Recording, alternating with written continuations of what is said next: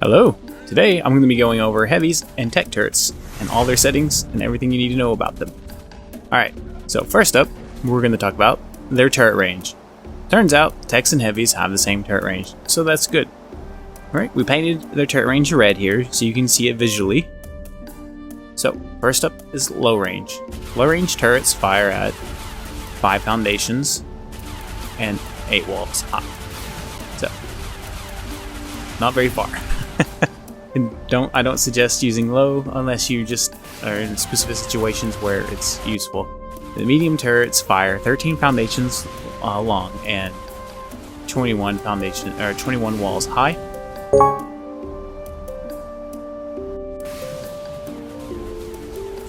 Right, and then high range turrets fire at 19 foundations long, 33 walls high. But once you hit high turrets and medium turrets, though, you start getting this issue, where at maximum range, if you go up or down away from the turret just a little ways, it loses range. So it doesn't fire that full range all the way. It doesn't fire in a perfect sphere or square, right? It's more like a oval or ellipsis. Okay, and it would. Now, the reason it's 33 walls high and only 19 foundations long is the walls are they're about half a foundation tall, a little more than half a foundation tall.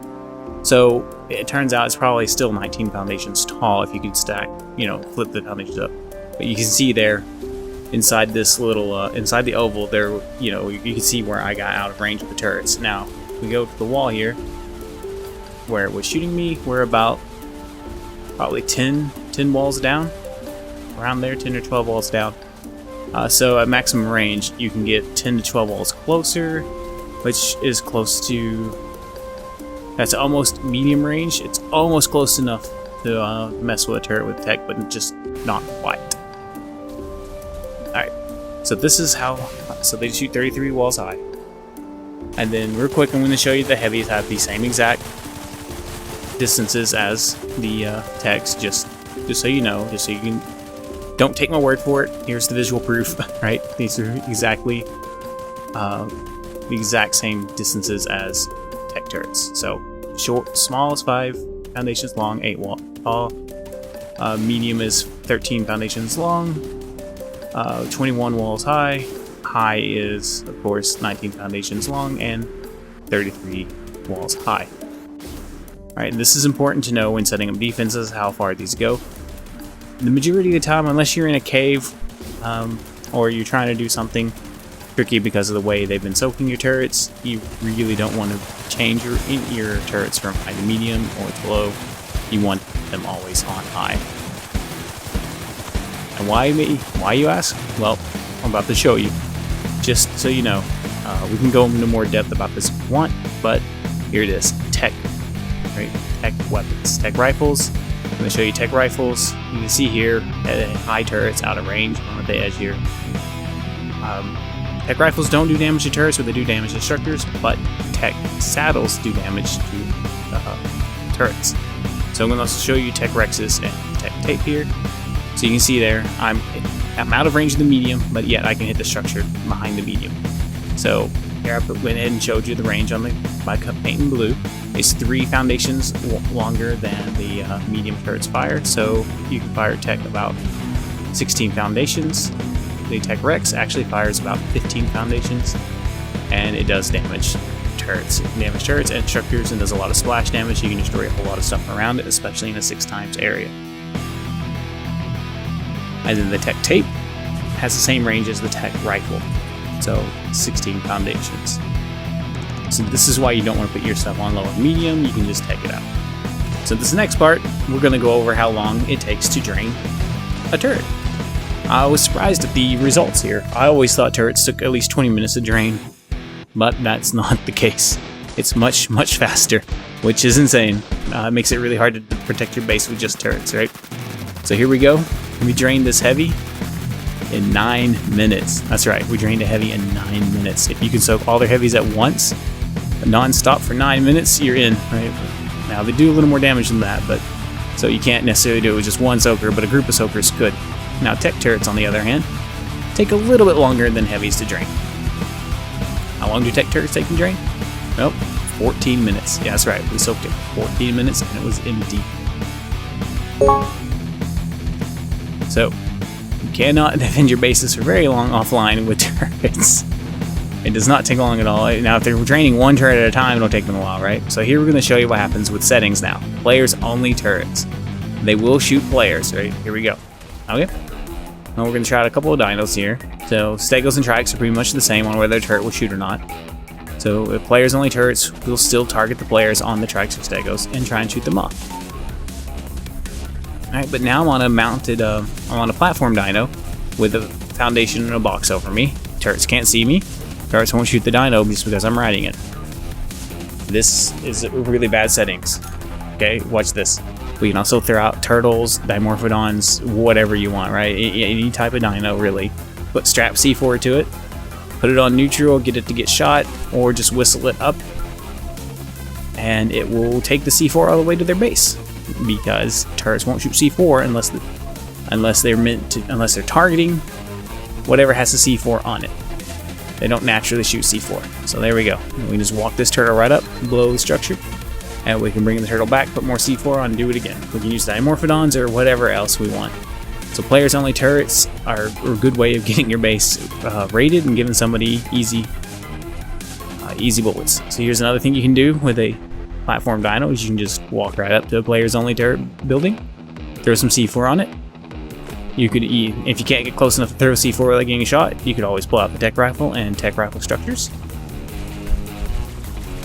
Right, and yes, these turret towers are not amazing. These are just to show settings. This is not how you would ever build. This is just to show the settings and how they work. Alright, put a little more C4 on there just for, just because. Just to make sure. And we're gonna go out and we're gonna blow the structures. Now, generally, this is also not the correct build for the Pararacer. Like this, again, this is all just for showing settings. This isn't for showing you how to do this. If you want to see how to raid bases with Pararacers, any type of platform dino, really, let me know in the comments below, and we'll get around and we'll make that video for you. All right. So here we go. Now we're gonna blow this. I can also show you, if you'd prefer, how to defend against platform dinos as well. So that they can't, because you can use platform dinos to get past any turret settings depending on how the turrets are set up. But if you set the turrets up correctly, then they can't. So whichever video you want, or if you want both, let me know in the comments below. So here we go again, players and mounted only. And oh, look at that. We can whistle a turtle with C4 on it, right up to the structure once again. Once it gets up there, we can blow it again. So players and mounted will shoot your dinos if you're mounted. So again, stegos, trikes, gonna get shot, right? No matter what the turret setting is, stegos and trikes are gonna get shot if the player's on it. But again, these settings here, you can use dimorphodons, turtles, whatever dino you want to whistle to it, and strap C4 to them and blow them up. Well, I keep saying dimorphodons, pterodons, they're cheap, they're easy, they're small, and you can strap C4 to each one of them. So you can set out like 20 of them, right? And send 20 C4 at a structure at all at once.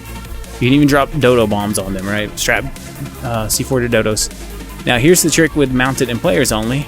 If you have a platform dino, this is easier with two people. You have one person set in the box while another person whistles you up to the defenses. But if you're alone, I don't suggest the greenhouse like I'm doing, but I'm gonna go ahead and show this to you just so we can see what's happening, right? I'll whistle it in.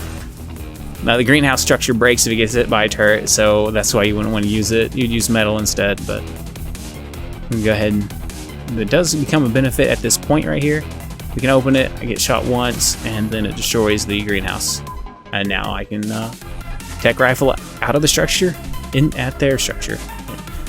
And you can sit here and take a build base down this way. Especially if you know where the gen is, you can just pop through the wall where the gen is with their Tek rifle and blow it up.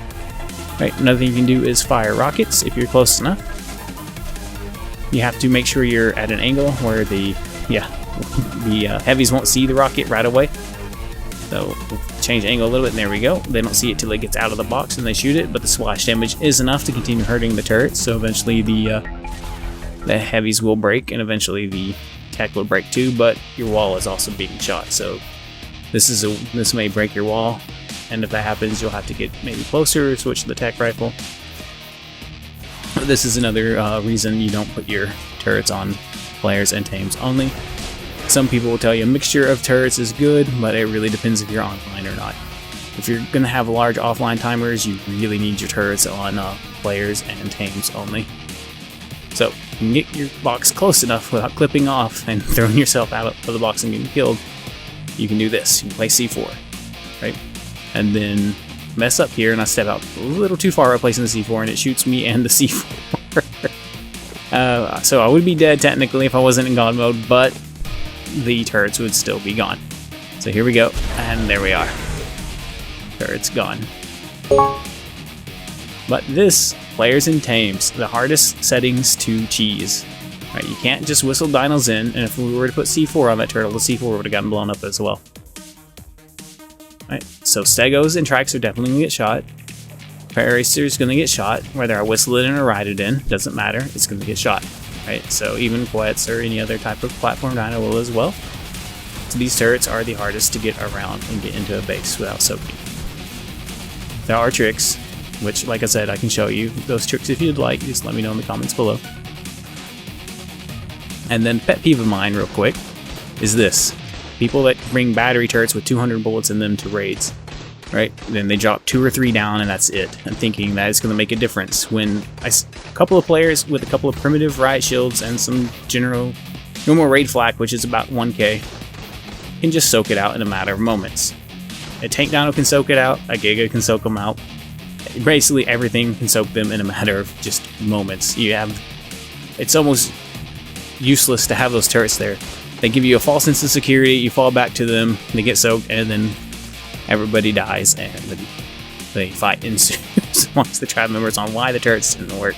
And there are lots of complaints, and it's just so yeah, single turret, 3 turrets, 4 turrets, there's just several hundred bullets in them, not enough. Alright, now putting more bullets in just a couple of turrets isn't necessarily good either. See there? Easily drained with primitive riot shields. Alright, now I'm not in God mode, so these things can kill me. So the next thing I'm going to show you what you can do to a couple of turrets as well is beer run it with, 1k flat.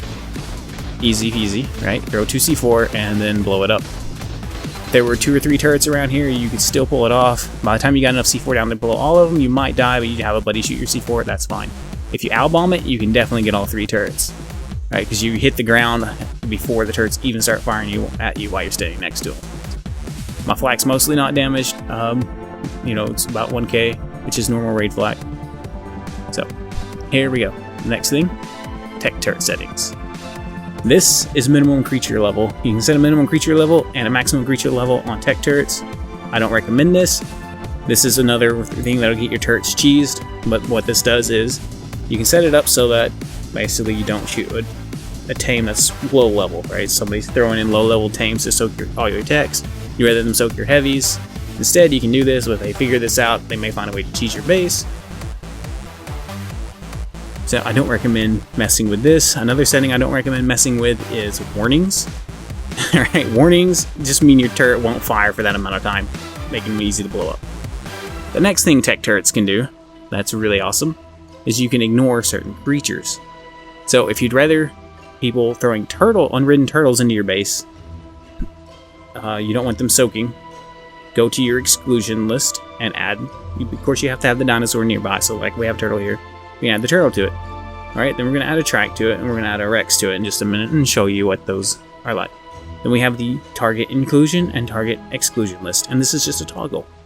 So if you decide you want your turrets to shoot the turtles, you can switch it to inclusion without having to delete the turtle off and then having to find another turtle to bring close by and put it back on later. You can just toggle it on and off basically. So see here, it's not shooting any of the tames because I excluded all of them, even though it's set to shoot tames and players. Now if we set the target to inclusion, we toggle inclusion and exclusion off and on, it switches what it shoots. But if we remove the Rex, we can't re-include the Rex unless we get another one closer. So that's how that works. Now the newest settings for turrets, of course, is the copy settings. So I'm showing you the settings real quick here. These are all on Survivor, Tame, Media, right? And then the couple of ways you can do this when you go to copy settings is you can copy it to all turrets in range or copy to turrets with specific pin codes in range. Alright, you can even set pin codes to all turrets in range so they all have the same pin code if you want. That way you can just wait till the end of loading up all the bullets to pin code them when you're setting up turrets. Alright, this is really mostly useful during fobs, not during base setup. Unless you really like all your turrets on the same pin code during base setup. So, what we're going to do now is we're going to copy all settings to turrets in range with specific pin codes. I'll show you how this works. Alright, I went ahead and set up the heavies on this row here. Okay, with the same pin code as the heavy I'm messing with here, and then all the techs are set up the same way. And then of course the ones on the other row don't have any settings whatsoever or pin codes. So, just to see what happens when we do that. Alright, copy all turrets in range with pin code. And it didn't... oh no. Okay, and then we'll enter the pin code. And then you see all the turrets with that pin code turned on. Okay, so now you can see they're only survivors and high, so they all switched. Right. And then, of course, you can see the ones that weren't pin coded went ahead and accepted the settings as well and turned on the other row up there. Now we're going to mess with the techs. The techs are on a different pin code, so we'll set them with a different settings. Right, we're going to put the techs on only tame. Here, we're going to put them on mounted creatures, and we're going to set them to low. Right, just to show you this works. Copy settings, all turrets in range with pin code. Enter the pin code. And of course, they were powered off, so let's turn it back on. There's a cooldown on how fast you can copy settings. So we'll do that again. Alright, and now they're all on the same settings. Now if I turn it off, and we copy the settings again, it'll turn them all off. Now this can be useful if you're online during a raid to keep your turrets from getting soaked. Right, you can toggle them on and off as you need to kill certain dinosaurs or players and to stop the soaking. Of course, you never want to leave them off for very long because then the players might find a way to cheese your base, right? So, hey, I hope you enjoyed this video. If you did, go ahead and like and subscribe for more future content. And have an awesome day.